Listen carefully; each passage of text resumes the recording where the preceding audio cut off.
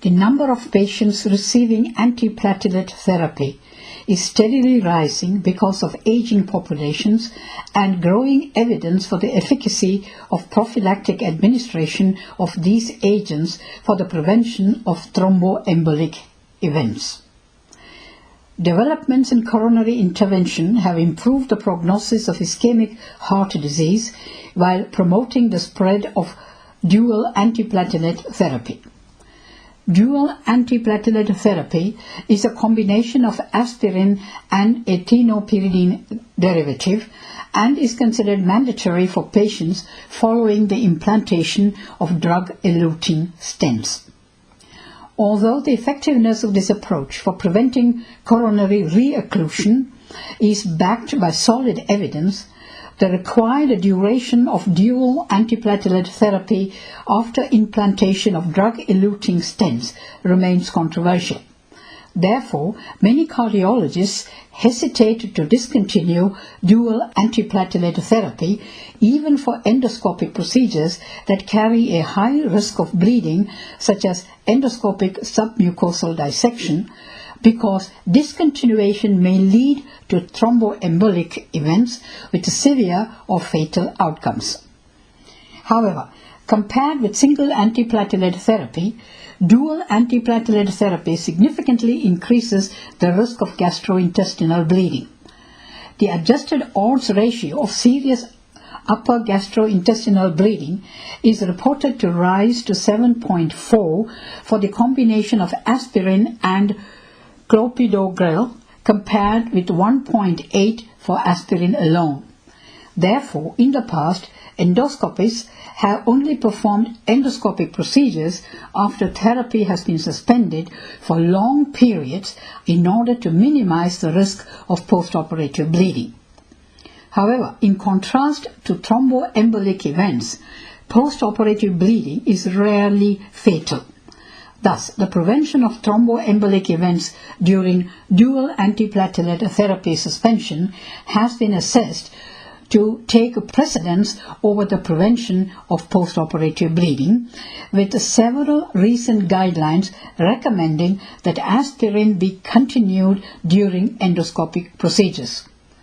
However, there is currently insufficient evidence to support this approach, particularly for endoscopic submucosal dissection. Satoshi Ono et al. Evaluated the safety of continued aspirin therapy during endoscopic procedures with a high risk of bleeding. Here is a summary of their findings reported in their paper entitled Thienopyridinederivatives as Risk Factors for Bleeding Following High-Risk Endoscopic Treatments, Safe Treatment on Antiplatelets Study. To justify the risk of postoperative bleeding, only patients with a high thromboembolic risk in the absence of antiplatelet therapy were included. Background and study aims. The optimal method of perioperative management of antiplatelet agents during endoscopic procedures that carry a high risk of bleeding is still controversial. The aim of the study was to evaluate the safety of continuing aspirin treatment during these procedures in an Asian population. Patients and methods.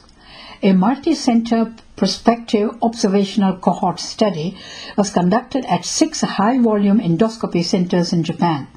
The study included patients at high risk of thromboembolism who were regularly taking antiplatelet agents, for example, thienopyridine derivatives and aspirin. Enrolled patients continued their aspirin therapy and underwent endoscopic procedures that had a high risk of bleeding for treatment of lesions in the upper and lower gastrointestinal tracts. The primary endpoint was the rate of major bleeding complications after endoscopic procedures. Results. The study was terminated in accordance with predetermined safety criteria because 7 of 28 consecutive patients experienced major bleeding complications. All major bleeding complications occurred following endoscopic submucosal dissection, 6 stomach and 1 colon. Univariate analysis showed that post-operative administration of thienopyridine derivatives was the only significant factor associated with post-operative bleeding. Sub-analysis of gastric endoscopic submucosal dissection, 23 lesions in 19 patients, confirmed that the administration of thienopyridine derivatives and that of multiple agents were the significant factors. All bleeding complications post-operative day 11.2 plus minus 3.5 occurred after resuming thienopyridine derivatives therapy post-operatively. Conclusion. In Asian patients taking thienopyridine derivatives with aspirin, cautious post-operative care is necessary for those undergoing endoscopic procedures that are associated with a high risk of bleeding, especially gastric endoscopic submucosal dissection. Continuation of aspirin alone during these endoscopic procedures may be acceptable.